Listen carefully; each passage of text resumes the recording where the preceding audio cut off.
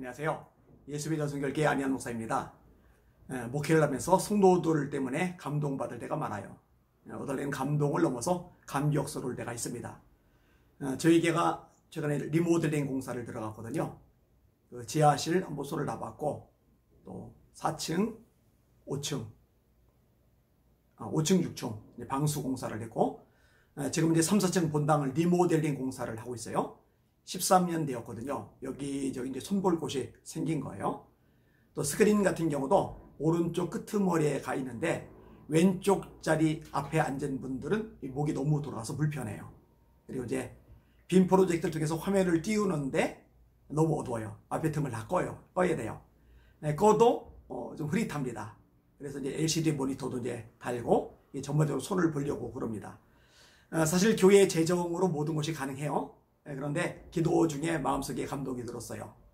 성도들이 마음을 모아서 이럴 때 같이 동참하는 것도 좋겠다. 사실 저희 교회가 건축을 할 때요, 작정 헌금을 한 번도 시킨 적이 없습니다. 억지로, 마지못해, 또 부담으로 하는 것은 절대로 바람직하지 않다고 생각하기 때문입니다. 기쁨으로 또는 자원함으로 드리는 것이 비로소 의미가 있는 거죠. 그래서 이번에 광고하면서 그 얘기를 끄집어냈습니다. 부담되면 하지 마십시오. 여러분들이 헌금을 하지만 하나님 안 받으시고 여러분 수중에서 나가고 날아가는 돈이 됩니다. 그러니까 기쁨으로 할 수 있는 분, 자원함으로 할 수 있는 분들, 감동되는 분들만 참여하시면 됩니다.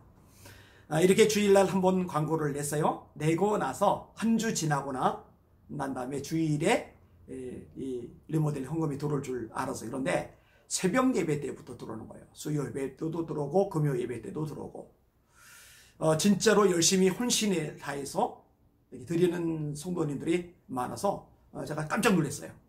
사실은 저도 그 다음 주일날 드릴 생각이었는데 그 전에 미리 이렇게 마음을 모아주리라고는 생각을 못했었거든요. 어떤 분들은 야 정말 심해 지나도록 많이 드려요. 저분 어려운데 좀 사정이 여의치 않는데 정말 힘을 다하시는구나. 그 장면을 보면서 그냥 기쁘고 감사하기만 한 게 아니라 마음이 짠한 거예요. 안고서 마음이 좀 무겁기도 한 거예요. 그런 하나님께서 갚아줄 걸 기대하면서 또 축복하면서 기도해 주게 되죠. 그랜드 피아노도 한 20년 됐거든요. 탈이 자꾸 나요. 그 부분도 광고를 했는데 또 한 분이 그랜드 피아노 살 비용 전액을 또 헌금을 하셔요. 그것도 사실 마음이 짠했어요. 왜냐? 그분이 잘 사는 분이 아니거든요. 그동안 모아놨던 것을 전부 다 긁어서 드린 거예요. 이렇게까지 하는 분들이 참 많아서 참 마음이 짠할 수밖에 없는 담임 목사의 심정입니다. 하여튼 감사한 마음을 전하고 싶은 마음이 있었습니다. 그런데 대설을 앞에 두고서요, 3월 9일까지 릴레이 금식 기도를 하자 이렇게 제안을 했습니다. 2월 8일부터 진행이 된 거예요. 사실 제 아내가 먼저 금식을 시작했습니다. 40일 작정 저녁 금식 기도. 근데 그 모습 보면서 참 좋겠다, 참 의미가 있겠다 생각이 들었고, 또 저도 해야 되겠다 생각이 들었어요. 저는 이제 아침, 그리고 성도들도 함께 동참하면 좋겠다 생각이 들었어요. 그런데요, 진짜로 많은 성도들이 동참해서 지금 3월 9일까지 릴레이 금식 기도가 진행이 돼가고 있어요. 얼마나 감사해요. 감동이 될 수밖에 없는 거죠. 자, 또 하나 제가 감사하고 감동하는 게 있습니다. 제가 대한민국 회계대성회를 진행하잖아요. 1차는 송춘 장로교회에서 대전에서 진행이 되었어요. 2차는 대구에서 진행이 되었죠. 광진중앙교회하고 그 다음에 서문교회에서 진행이 되었습니다. 그 다음에 3차가 또 진행이 되었죠. 또 4차가 또 얼마 전에 진행이 되었죠. 이렇게 집회가 계속 진행이 돼요. 또 제가 개별적으로 말씀을 전하러 다녀요. 그런데요, 우리 성도님들이 정말 열심히 중보기도 해주는 거예요. 얼마나 힘이 나요? 거기 나가네요. 집회 장소까지 찾아오셔서 함께 예배드리며 기도해 주시는 거예요. 대전에서 할 때도요, 40여 명이 매일 참석을 했어요. 서울서 매일 왔다 갔다 하시는 거예요. 대구도 오셨었고요. 또 부산에서 세계력에서 또 연합 집회가 열렸었잖아요. 거기도 또 성도님들이 오셔요. 인천이 집회 갔는데 거기도 오세요. 은평제일교회 갔는데 거기도 또 오세요.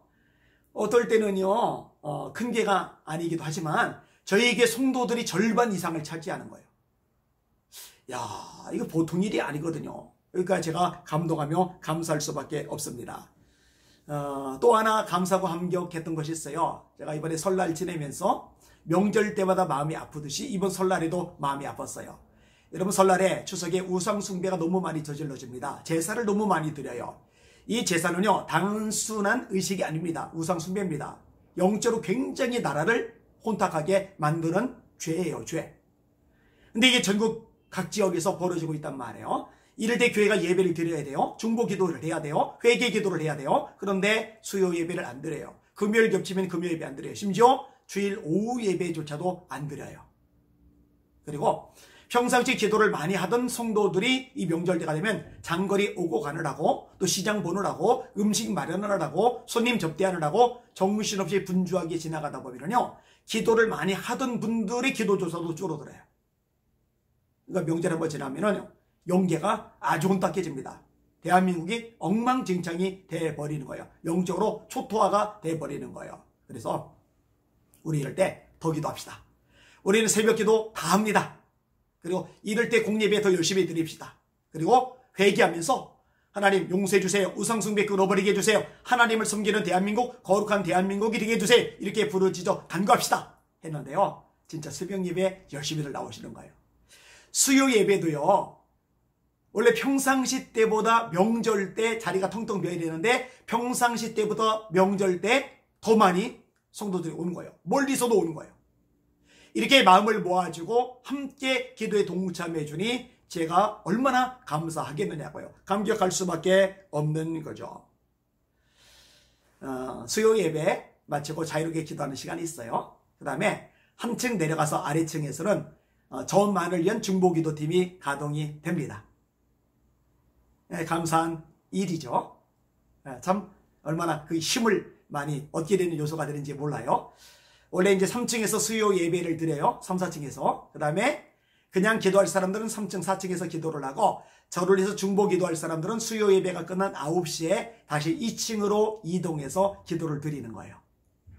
근데 수요일 날 회의를 마치고서 좀 늦은 시간에 아래층에 내려가 봤어요. 갔더니 절을 해서 열심히 뜨겁게 기도하고 있어요. 얼마나 그 모습이 은혜가 되는지 모릅니다.